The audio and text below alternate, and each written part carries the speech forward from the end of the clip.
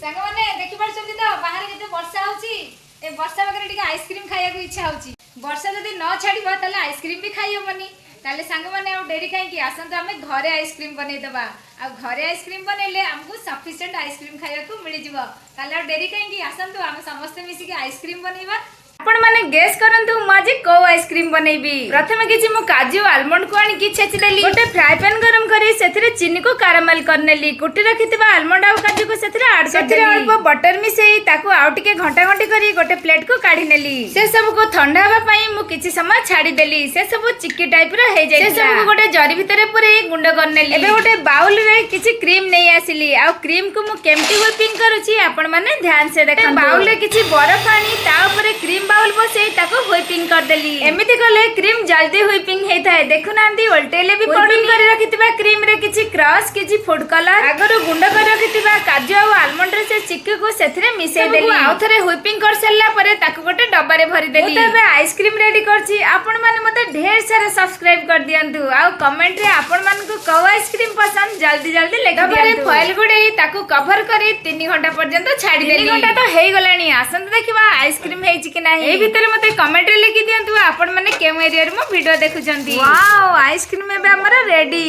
एबे मन इच्छा आइसक्रीम खांतु आ आपण मान को फैमिली सहित शेयर करंतु एई 3-4 घंटा रे परिश्रम पे गोटे लाइक कर दे जानतु लव यू ऑल जय जगन्नाथ समस्त खुशी रे